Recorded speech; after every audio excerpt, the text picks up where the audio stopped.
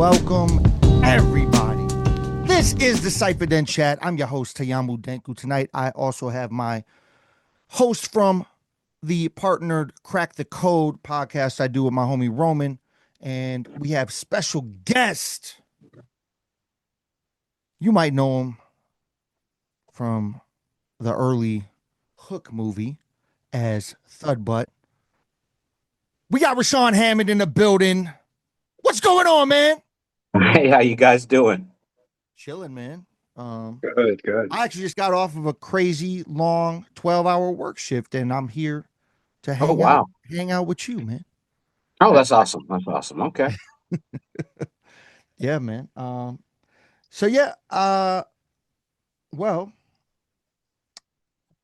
what are you up to now?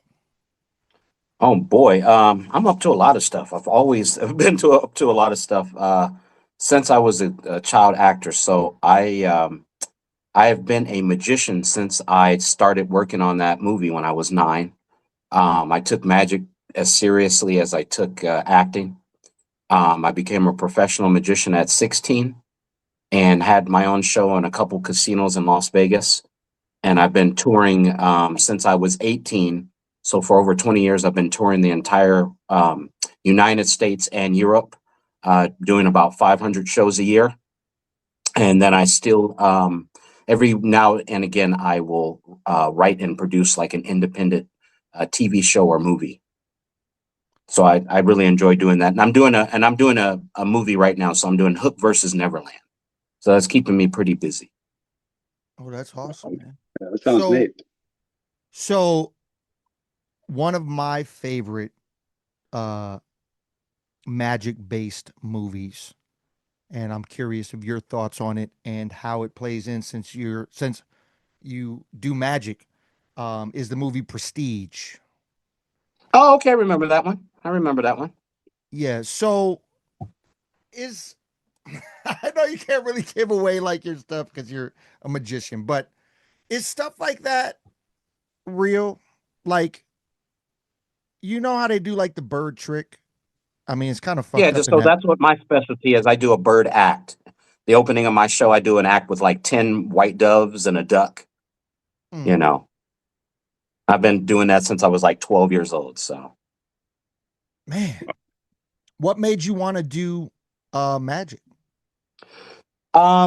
Actually, always thought magic was cool. One of the kids on the set of Hook, he kept doing this crazy card trick. He kept doing this card trick where he'd have somebody pick a card every day, and you'd put the card back in the deck and shuffle the cards, and then he'd like put the cards down on the table, and the card would float out of the deck. And I was like, "What the heck?" So one day I was going to, I think even though I was doing Hook, I got a call to do like a Little Caesars pizza commercial because I was always doing commercials. I was always doing like McDonald's and Burger King commercials and stuff like that. I was always the fat kid and all those 80s and 90s commercials just eating the food. And we drove by a magic shop in Hollywood, California called Hollywood Magic. And I told my mother, I was like, I want to go to that magic shop. And she was like, well, if you book the commercial you're about to audition for, I'll take you there. So I like went to the commercial, all excited. I had energy. I got the commercial, and my mom took me back, gave me a bunch of money, and let me go in the magic shop. And the first thing I bought was that card trick. And I learned that card trick, and then I made the kid on the set mad because I knew it, and I was able to do it on the set. And then later on, I kept doing magic, and I started running into famous, like real famous magicians, like the David Copperfields and Lance Burton and Siegfried and Roy. And thank God I was really popular because the movie had just been out. It had only been like a year or two since the movie had been released. So they all were welcoming me at their shows in Vegas. So I went to see, I was addicted because my dad had a show in Las Vegas. And my parents and my brother, we had to come to Vegas like every weekend. And I would go see all the magic shows. So I would go to see all the big magicians that have the big $1 million shows. And they would just sit there and tell me how they did their tricks. And I would sit backstage with them for hours, just having dinner, eating McDonald's, just chit chatting. And I was just like, man, this is cool. So then I found out at the Magic Castle in Hollywood, California, it's like a big magic place. It's like the #1 magic place. Every magician who's known or unknown has worked there. And I was able to become a member at like 13. And by 15, I was working there. I did, like 27 shows there, which is like unheard of when you're a kid. And I was the first African American kid to ever, be under like the age of 40 to perform there. So it was pretty cool. So I kept doing magic. And then there became a point when I was like 15 or 16, I stopped doing acting. I didn't want to do acting because I had my own show at Harris Hotel in Vegas. And then I was at Casino Royale. I was at Mandalay Bay. And then my parents were like, the magic's okay, but you need to go back and do the acting again. So I went back and I did acting again for a couple of years. So that's why I was on like Family Matters and Hanging with Mr. Cooper and ER and some of those shows. But I just got bit by the magic bug. So the magic bug is so funny. The magic bug is just finally starting to calm down in me that I'm getting back into the acting bug again. That's what's up, man. Yeah. Roman, you got something? No, that's that's awesome that you can have that bug to make you to pull yourself back, just as an entertainer in general, that's an awesome thing, man. That's definitely that's awesome. Yeah, I think I've gotten more because like they just started doing all these hook screenings, and then over the last like 2 or 3 years they started doing the Comic-Cons. They started inviting me because I had never been invited to do any of those Comic-Cons.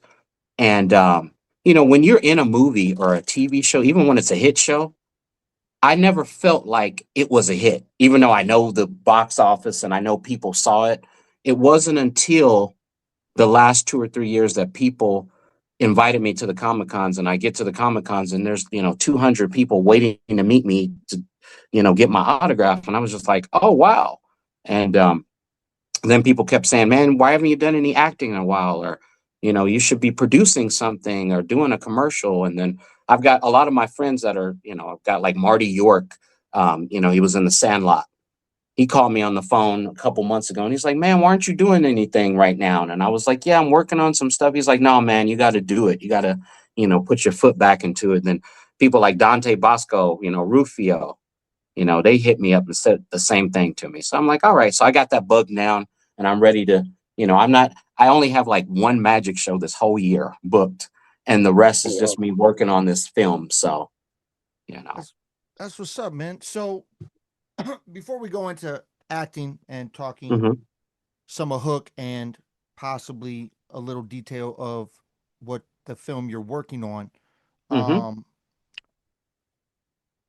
so how Copperfield lifts up the buses, then, bro?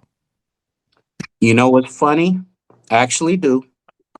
And if you look on my Instagram, I was with Copperfield 2 nights ago. So his show is closing out here in Las Vegas. 25 years of doing shows. So I had seen Copperfield I had met him a couple times. I'd seen his show when I was a little kid and I had never seen it since. And I hit him up. And I hit up some of his producers and stuff. And they were like, man, the show is closing in a week. And we changed the show because all his stuff that he had done on television was in the show. And I kind of didn't want to see the stuff that he did on TV, because everybody was saying all the stuff he did on TV 10, 15 years ago, 20 years ago, that's what his show is in Vegas. And luckily, thank God, he changed the show. It was like amazing.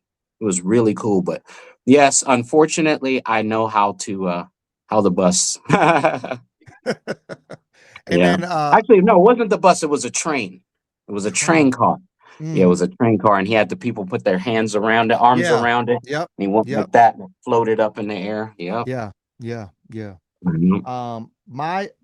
I've only been to tiny magic shows myself. I haven't been any big ones.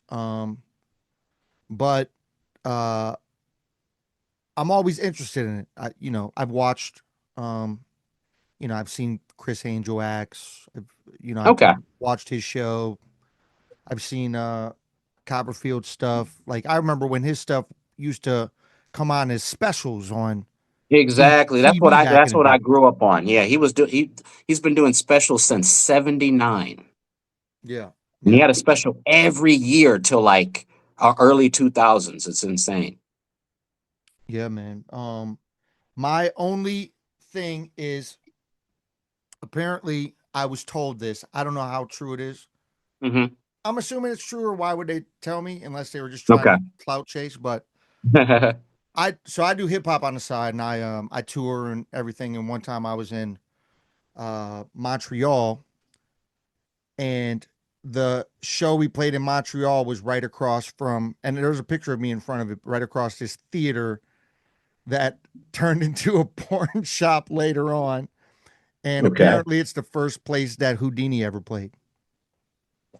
Maybe. Maybe. I don't know much about Houdini. I met the guy. Forgive me if you're out there watching, if he's still around. I met the guy that wrote the uh, the autobiography of Houdini. He spent like 20 years. He knew everything about Houdini. And I went to a lecture just to sit there and learn a bunch of stuff about Houdini. And maybe a year later, I was doing a big show at the Magic Castle, and he was sitting in the theater, and he came up to me and he frightened me because I was like, man, this guy knows everything about Houdini. And I thought he was going to tell me your act sucks. And he just said, man, you fooled me.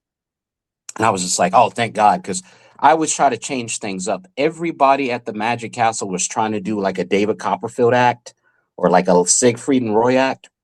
So I was like, I can't go out there and do a David Copperfield act. I was like, I got to do something different. So do you remember the Masked Magician? Yes. Oh, yeah. I came out as the Masked Magician. So I did my act as the Masked Magician, exposing magic at the Magic Castle, but at the end, I actually fooled the audience. So it looked like I was teaching everybody the trick and everybody got angry. And then at the end, I fooled everybody. So I like changing things up like that, you know? That's dope, man. Yeah. Um, do you have inspiration in the magic world that has inspired your act? Yeah. So three people inspired me. So when I was doing magic at first as a kid, I didn't know magic was like insane. I'd seen David Copperfield, but because I was in acting, my parents always told me when I watched his specials that was camera tricks. And I would tell my parents, that's not camera tricks. My dad would say, come on, you saw Robin Williams fly. He had all these strings. That's how David Copperfield's flying. It's all these strings. So I happened to meet, actually I had a manager at the time, and she told me, she said, hey, she said, there's a black guy that is an incredible magician, and he does work at my church or something. She said, you're black, he's black, you need to get together. And I just went, whatever. So she goes, no, come down to my office tomorrow. So I went down, had my mom take me to the office. I'm only 11 or 12.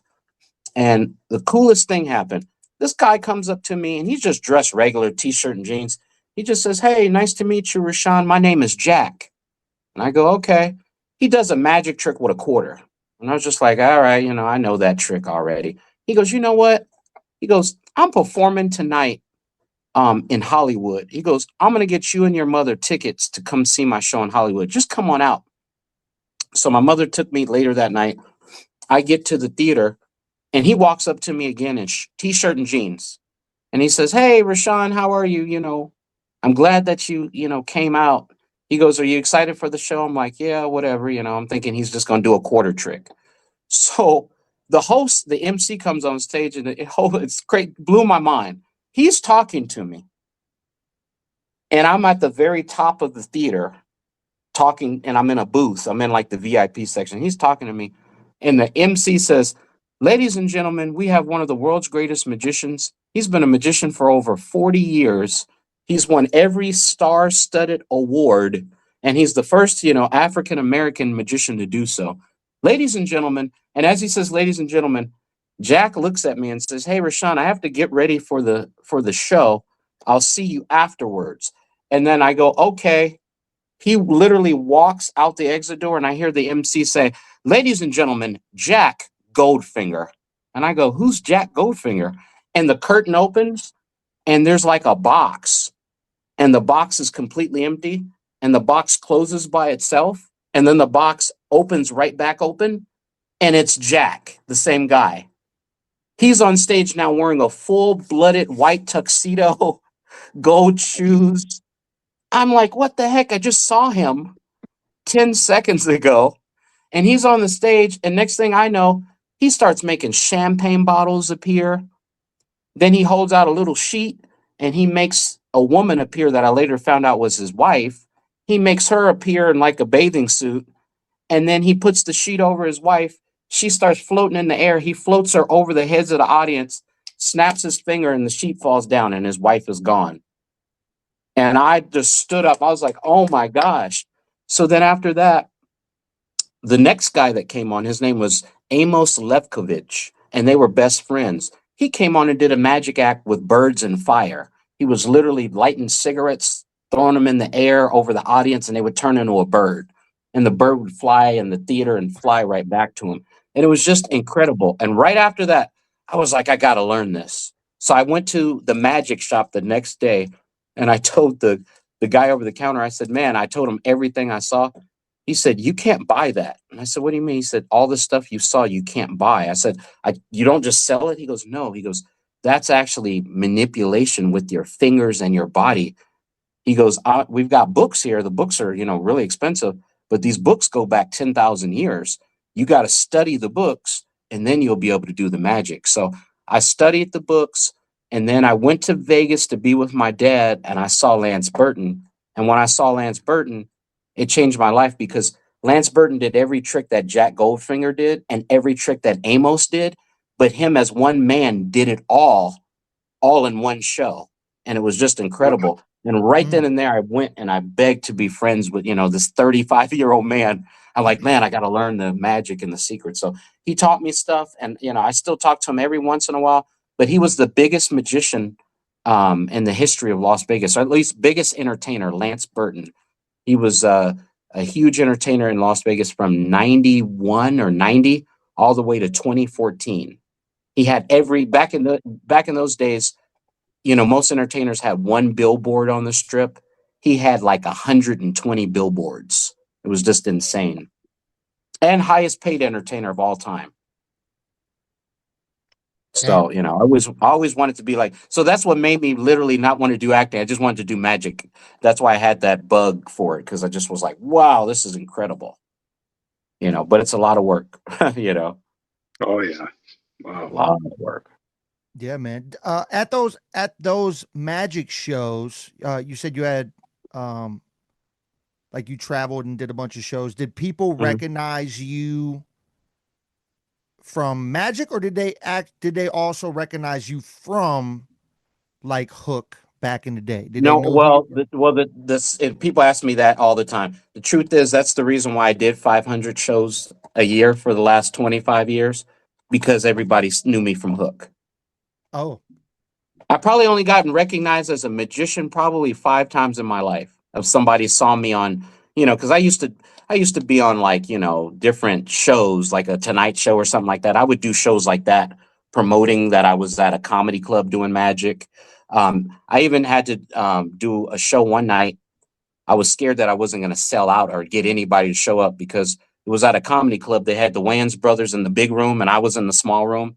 And luckily, because I was in Hook, I was in a 100-seat theater. I only got like 75 people to show up, but I was like, thank God, because everybody wanted to go see the Wayans brothers, And this is like right after White Chicks too, so everybody wanted to see them. So yeah, that's most people, they bring all their kids and stuff to see my magic shows. So it's it's pretty cool. That's why I have to keep my shows kid friendly. Okay. Roman, you got something before we move into the Hook movie? Yeah, there's one other magician I've seen. I don't remember his name, and I always kind of was curious on how that was even possible. But he was back, that was sometime in I want to say the late 80s, maybe early 90s. But he would put cigarettes in his mouth. And he would put an entire pack, and he would be able to spit them back out, and they'd still be lit. Yeah, so I knew that guy. So I thought that was really? I thought that was a magic trick, right? So one of my friends that I'm still good friends with, he was like really close to that guy. So I used to say to my friend, I said, what is that trick? Is it like a box in his throat or something? He goes, no. He goes, he's really putting the cigarettes. And I said, that's horrible. He's going to die of cancer. And my friend said, yeah, maybe. So unfortunately, even though he was great at it, he passed away from lung cancer. And I think he had mouth or tongue cancer. He did that act for 40 years. Oh, he But did his that name was long? Tom. Wow. His name was Tom Mullica. Malika, I think he that's passed it. away maybe 3 or 4 years ago. Yeah. But yeah, he could take one cigarette, swallow it, spit it back out, and then take the whole box, light it, swallow a whole box of cigarettes, and then he would take a bunch of napkins and swallow all of those. It was crazy. Yeah, bring them out one at a time and everything. Yeah, and then bring them back out. Oh, it was crazy. But yeah, I always thought it was a gag. And then when I found out he was dying, I was like, wow, Damn. So Yeah, that's crazy. yeah. So, I mean, you clearly, obviously, always get asked this, but, so how did the hook roll come about? The hook role was a fun, impossible role. So I don't remember. I don't know if it was called Hook originally, but I got a call.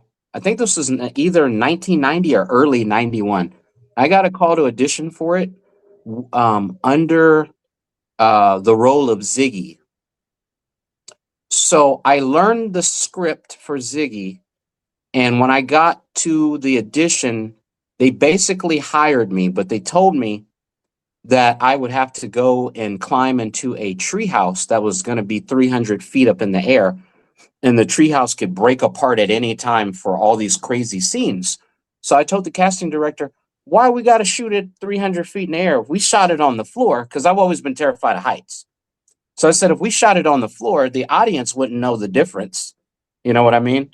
So I was like, so the casting director and maybe a producer, they looked at me and said, okay, young man, the door's over there. So I was like, oh, I didn't get the part. So I literally didn't get the part. And I was just like, come on, So I was just like, hey, Toki, I'm on live right now. I'm on live. Yeah, I'm on live. So, anyway, so the producer sent me home. I didn't get the role. I think 3 to 6 months later, luck would have it that they rechanged the script, and instead of it being Ziggy, they changed the name to Pockets. And then they added a character by the name of Thudbutt. When they added the character Thudbutt, the kid that they hired to be Thudbutt, they wanted to, and I'm sorry if you're out there watching this, but they wanted to replace the kid. I didn't even know it. So they sent me to the audition, but they wanted, for whatever reason, to replace the kid like in a heartbeat. So when I got to the audition, there were 2 or 3 other kids. We were all different nationalities, but we all looked exactly the same. So when we got there, a producer came out and said, we want you kids to play basketball. Now, we're like 8, 9 years old, 200-pound kids. We could play basketball, but the producers thought it was hilarious. Then they told us to roll around and backflip on these like karate mats. And we tried doing that and they thought it was hilarious. And then out of nowhere, all the kids kept acting like little kids. I'd already been in the business for like 5 years. So Steven Spielberg walked out. My dream since I was like 2.5 or 3, was I told my parents I wanted to work with Steven Spielberg because I watched E.T. all the time. So I already knew Steven Spielberg. The minute he walked out, I walked up to him. I was just like, and so he was like, kids, come in closer. And the kids really didn't care. So he said, which one of you kids has stars in your eyes? So I just looked at Spielberg and I was like, I was just smiling and going like this to him. And he just looked at me and he went to grab my wrist. And one of the producers said, no, let's go. So they left. They exited off. And then the producer came back and was like, all right, nice to have you kids here. So we left, and maybe 15 minutes later, my dad had just spent like $1,000 or $2,000 to buy one of those big 90s backpack cell phones. It was like a huge backpack cell phone, and it cost, like $10 a minute.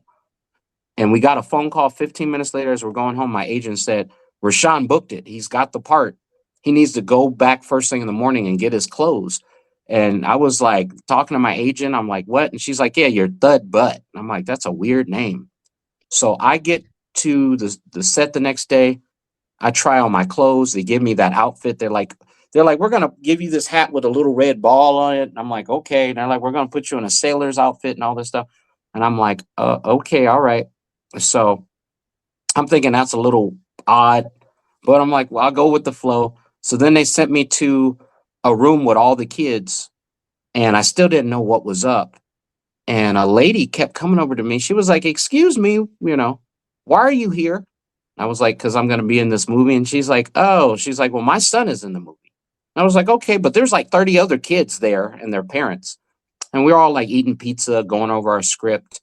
And the little boy and the mom come back to me and they go, just quick question, which role are you?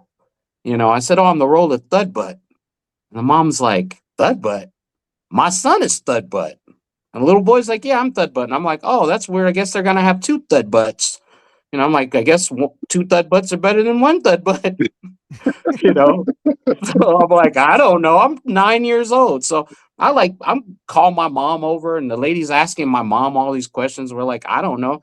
So the next thing I know, a guy comes in and like takes the mom and kid downstairs, and they have this big glass like wall, and we can see this big glass wall, and the producers say such and such to the woman. I don't know exactly what it was, but basically they left. And then I found out the next day that they fired the little boy, and Steven Spielberg wanted to replace him and replace me with him. So that's how I got the role. And the role was only 1 day of work with one line. So I went, it took a few days, but I got to do my one line. And then Steven Spielberg looked at me and said, why don't you stay a little longer? And that turned into like over 6 months. He told me that every day, like, why don't you stay another day? And he changed the script every day because I only had the one line. So yeah, my only line was, who's the shrub? So the original Thudbutt was a little white boy that was just going to say, who's the shrub? And that was it. And so, I added in the little, I thought it was funny because I thought it was funny. Sometimes some of the kids would get in trouble, but because Robin Williams made up his own lines whenever he wanted to, I would play around with it. So, I'd be like, when they were like, he's old, he's fat. And I was just like, not so fat to me, I just had in my own little stuff. Steven Spielberg was cool. And I'm like, oh, thank God I'm not going to get in trouble today. They're That's cool. Good. So, that's how I got the role. That's how it all started. That's what's up, man. So do you have a standout memory from working with, well, one, obviously Robin Williams and Julia Roberts?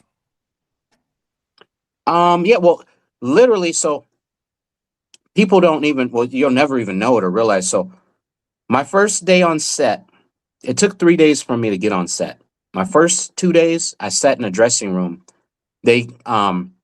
Steven Spielberg, a lot of people don't know this. The reason why Steven Spielberg's movies are so good, he will spend 15 hours shooting a 2-minute scene. He might spend days. So if they plan out that I'm going to be in a scene and, he might plan, I'm filming 6 scenes today, but he didn't like that first scene, he'll stay on it all day. So you'll be in your dressing room for 10 hours waiting like, man, and then his agent or whatever will come and send you home. So the third day, my first day, I met Robin Williams. He was the coolest guy, but man, I got to do so many scenes, even scenes that you didn't see in the movie. I got to star in so many scenes. It was unreal. I never thought and it's so crazy. I've done a couple podcasts in the past, but a lot of people ask me like, how'd you go from one line to this and that? But when I was on the movie, a lot of kids did not like me. There were a lot of kids, not on the set from Robin or any of the adults, but a lot of kids. There was a lot of racism on the set, which was crazy. It wasn't from the adults; it was from the kids. And a lot of the kids had huge roles in the movie. I won't say their names, but a lot of the kids in the movie that from the original books and of Peter Pan, those were actual characters in Hook. They brought back the original characters from the plays and all that. Well, some of those kids was acting crazy on set. So every time they would act crazy on set, Steven Spielberg would literally just go, "Hey, don't say your line. We'll just give it to Raushan." And, I didn't even want their line because they would look at me like, and so that's why when you see the movie, I have all those lines. They literally just whisked all those lines from, like when you see the movie now, you don't see any of the original Lost Boys from the original, the original cartoons and all that, but they were in there. So, they either took their lines or they got sent home. But Robin Williams was so cool. It's hard to even say. I got a million great memories. I had 2 kids one day try to beat me up on the set, and Robin act like he was 5 years old every day. And when he heard one of the kids call me the N-word and grab me by my shirt, Robin Williams went off like he was my dad. Like he literally grabbed the kid and was like, "Damn it, you're not going to do this. He's a black man. You're a man. We're all men. We're going to get to work." And, and I was just like, whoa, I was like, that was the only time I really saw Robin Williams break character of the movie. And after that, literally, after that moment, they let go of most of the kids.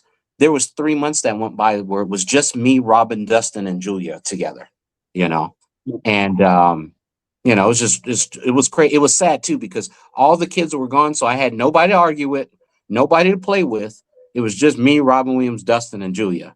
And Julia was really cool, but I didn't unfortunately get to work with her because every scene where she's tiny, I had to film that separately looking at like a golf ball. And then she would go back in around midnight on a separate studio, and they would film everything with like giant corn, giant props to make her look little. So I did not get to work with her, not even one time. I just got to see her walking around. I went to like a screening with her. I would chit chat with her, but yeah, unfortunately I didn't get to work with her, but everybody else, I got to work with Bob Hoskins. I got to work with my acting coach was Dustin Hoffman. He would come there on his days off and actually help me with my lines. I never even asked him for help. He was just like, "I'm going to help you." And we had this crazy scene. We had, what do you call it? The flatulence scene. I hate that they took it out of the movie. It's a scene where I'm talking. I have on this giant gear, and it's a picture of Robin Williams.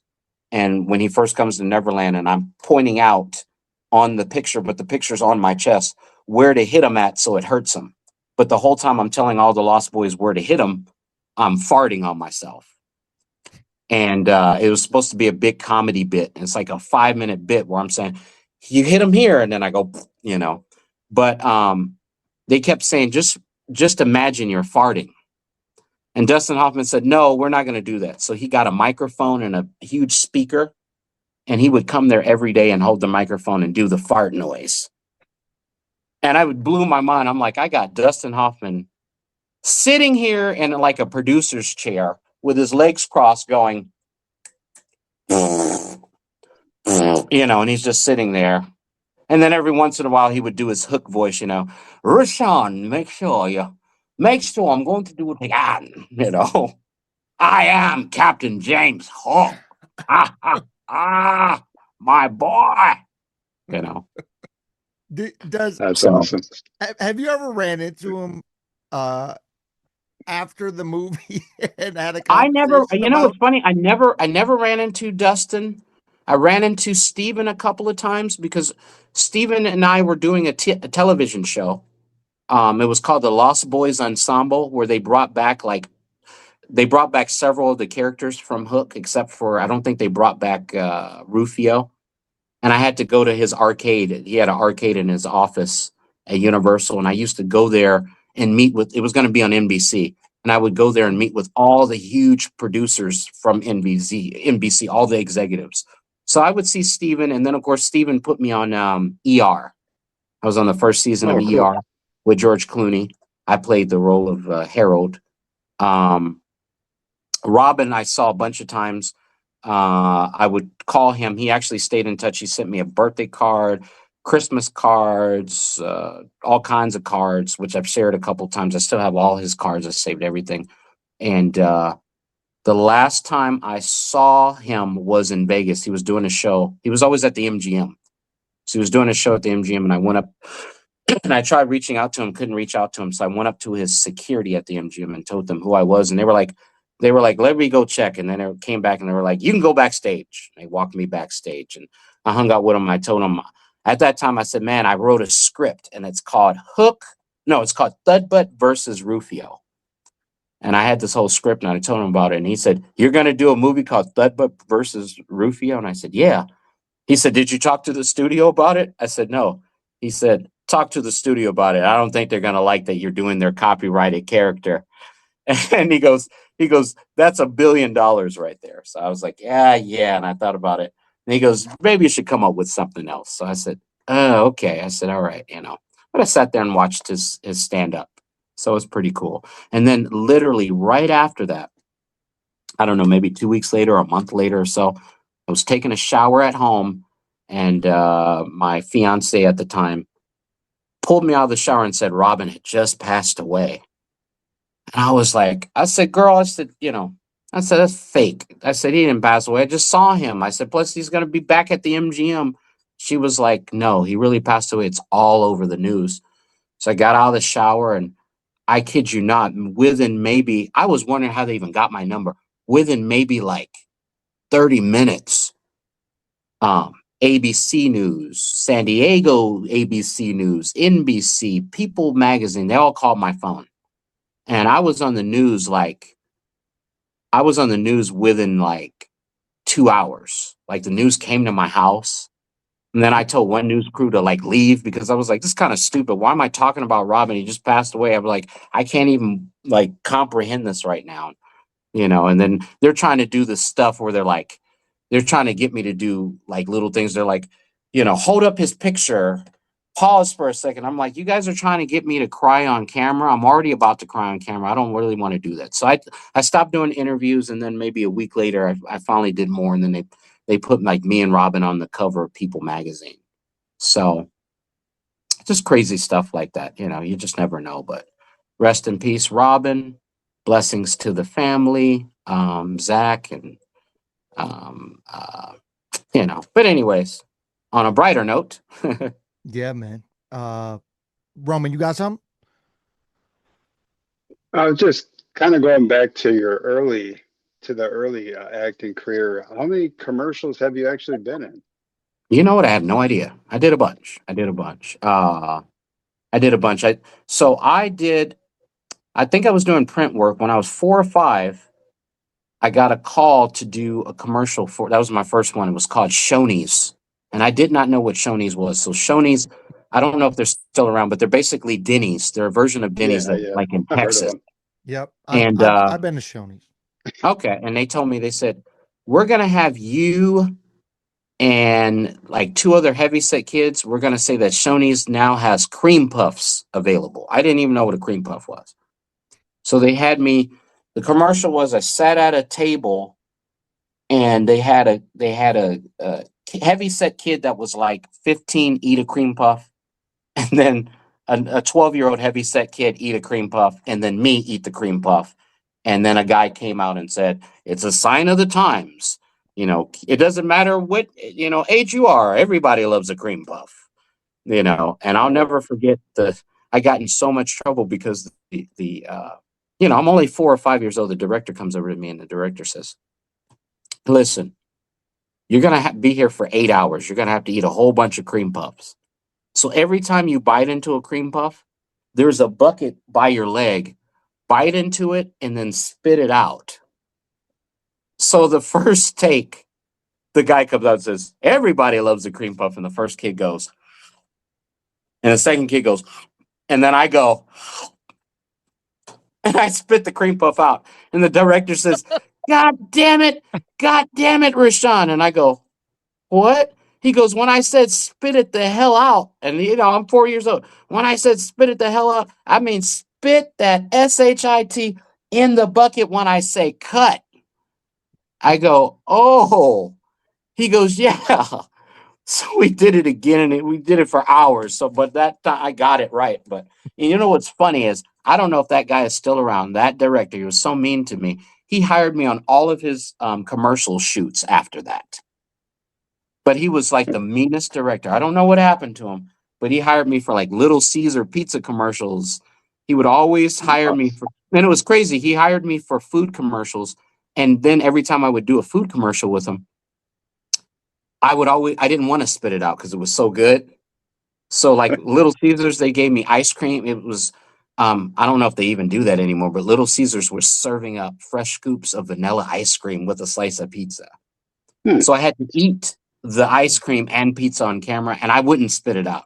So he would stop the camera again. And one day he came up to me and he like grabbed the ice cream and pizza and he threw it in the air. And it like hit the guy that was doing the food services or craft service, as they call it. And he goes, damn it, Raushan, do you know how fat you are? You're going to get fatter. You got to spit it in the damn bucket. And I looked at my parents and I said, I hope this guy never calls me. I never want to work on one of his sets again. But we must have done 5 or 6 like Burger King commercials, the Stonys, the Little Caesars, a Skittles commercial. It was just crazy. Crazy stuff. Randomly, speaking of cream puffs, have you ever been to Wisconsin? Like, we're both from Wisconsin. Have you ever been out here? No, I've been, you know what's funny? I've been almost everywhere, but I've never been to Wisconsin. I've never been to Idaho, and I've never been to Seattle. I think I've been everywhere else. Oh, and Alaska. Everywhere else I've pretty much been. So, Wisconsin, we have State Fair here. And you got what, the cheese curds? Well, we have cheese curds, yes, but they make a huge deal at the State Fair about cream puffs, which is crazy. Really?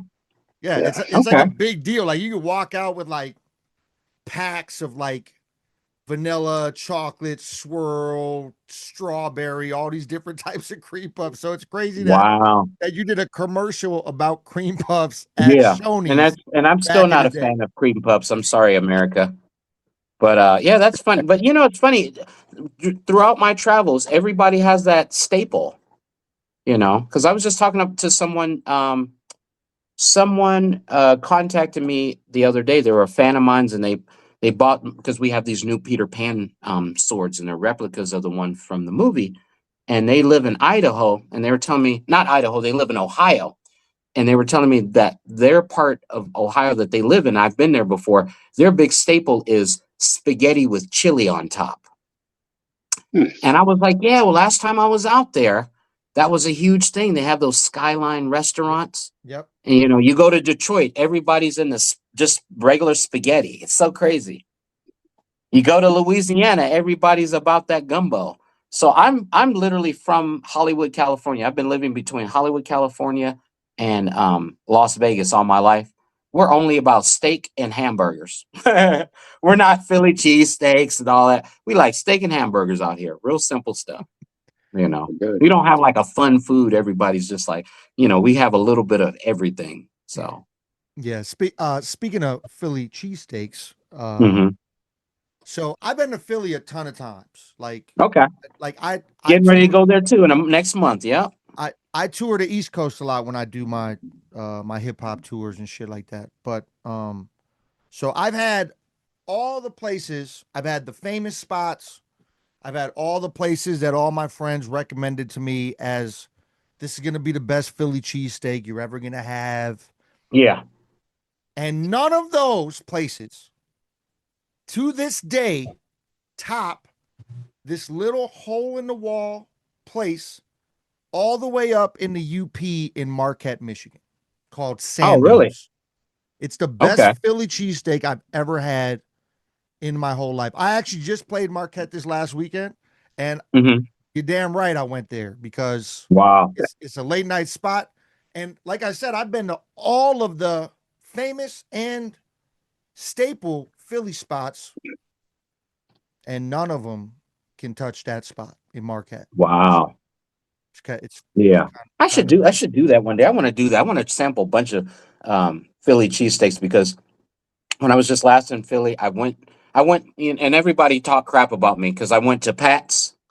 yeah, And yeah, everybody's like, man, you can't go to Pat's. They're like, I'm like, but they've been around for 100 years. They're like, man, it's not. You got to go to a small hole in the wall. And then you got places here. I'm in Vegas right now, so you got little hole in the walls out here, and everybody says they're the best, and I'll go to it. And I'm like, nah. And then you go to a restaurant, and then they make it like over the top. They put all these extra bell peppers and mushrooms and all this stuff. But yeah. I love making Philly cheesesteaks here at home because I cook all the time. I love to cook. Cool. That's dope, You man. know. Well, if you ever make it up to Marquette, Michigan, Okay. you gotta go to Sandoz. Sando. I'm gonna write that down. Sandos. Yeah, it's fire, man. It's fire. I don't I I'm like 99.9% sure that you will love their Philly cheesesteak. Is There's it wit? Is there's it no wit or without? Or both? uh Do they do the regular cheese or the what you call it cheese where they just pour that glazy cheese out on it? The whipped cheese. yeah, the whiz. Yeah, the whiz. Yeah, it's the whiz. Okay. I actually like the whiz. That's how I do it at home. Yes, the first time I went to Pat's, I got it with provolone, and apparently that ain't it. Yeah. like Well, you ain't That's how supposed to I do had it that. all my life up until maybe 2 years ago. Then I tried it because people were like, "You can't do the whiz; it's too cheesy." I tried. I was like, "Man!" And you got all them extra onions in there, man. You're gonna make me want to go make that for dinner tonight. Make me want to go out and get some of that. Hey man, hey. So, So I don't want to keep you too much longer, man. Roman, you got anything right now? I mean, just yeah, like, is there like a certain type of variety of food that you do like to cook, or that you kind of like a comfort food for you? oh my God! So my favorite go-to food. I love hamburgers. I just put on Instagram last night, which was insane. This thing put me in a coma. I slept all day. I made a honey bun triple cheeseburger. I thought I saw it Oh, online. It was oh, crazy. So I what? got the honey bun. Put the honey bun on the bottom. I layered it with three big fat patties, That sounds big delicious, with actually. sliced cheese in between, with onions in between each patty, with the honey bun on top. I cut that bad boy in half, and I thought maybe it's gonna taste weird. I was like, literally at the end of my video, me and my girl, we were just like wiping the plate. We're just like, mom. But I love burgers, of course. My favorite foods, though, really to cook are Asian food. So I love Chinese food. I love making orange chicken, um, Mm. orange shrimp, beef and broccoli, Mongolian beef, chicken fried rice, shrimp fried rice. And I love, love, love pizza. I love making homemade pizza because you can go to town, Oh, you put cool. anything you want on it. And I've been cooking since I was a kid. So I love doing that. A lot of people think that with my busy schedule, I get really busy, but I still try to cook at least once or twice a day at home, you know. Oh, good. Yeah. So Well, I'm gonna tell it's you right crazy. now, bro. If me and Roman ever out to Vegas, our body ingredients, bro, we coming over by you. Let's do it. Let's do it. That's Let's awesome. do it, man. Yeah, you got me, man. I'm after this interview. I've got to do one more podcast right after you guys. But I'm gonna go to the store. I'm gonna get me some of that thin sirloin. Some good old. I'm gonna make my own bread from scratch. Oh, I'm gonna get that whiz and make a Oh, big old Philly tonight. And be like, Yeah, what the world? yeah, man. Yeah. that's awesome. Before we get out of here, I definitely want to touch base on the project that you're working on. Whatever you could talk uh Okay. about it. The Hook verse Neverland, is that Yeah, what it Hook is? versus Neverland. So yeah, I'll tell you a little bit about. I don't want to give away too much because I've been giving away a little bit of it online, and people have been like, some people have been excited for it. I'm excited for it. My family's excited for it, and then some people are like, man, a lot of people don't want to don't want to handle like the new age stuff. So obviously the original Hook movie, they spent $120 million. They built practical sets. The sets were giant sets. Most movies, when they make a movie, they only have 1 to 2 sets. Hook had like 20, you know, which was incredible. I mean, football stadium size sets. Well, on this film, we don't have football stadium size sets or a budget like that. Because if you made Hook today, it probably cost you $700 million. You know, because the pirate ship was a real working ship in a real ocean. They built an actual ocean, and all the ships in the background, those were real boats. Like there's a scene where I'm on a boat for a second. They only show it for 2 seconds where I go like that and the boat is really moving. That wasn't special effects. That was a real boat. And they built a real giant like swimming pool, and it really had a motor and it could really go through. And if you fell in the water, you could really drown. So on my movie, we're not doing any of that. I've gotten a lot of people that were angry about it, but we're using special effects, we're using CGI, and we're using AI. We're using AI with real actors because everybody's like, it's all AI. I'm like, no, we actually have real actors. So we're bringing back in this movie, we're bringing back London. So instead of us having to spend millions of dollars to build London, we have the actors walking on a giant green screen, and the AI brings back the 1920s London. What Hook versus Neverland basically is, it is not really a sequel of Hook, but it gives you a look and an aspect. It shows you what possibly happened, because everybody says, what happened after Peter left? What happened to the Lost Boys? What happened to Captain Hook? So it gives you the future of what happened to the kids, and then it gives you the past of how the kids actually got to Neverland. Like, why is there a Neverland, and how did the kids get there? Because in Hook, we just see Peter go back, and all the kids are like, "Hey, what's up?"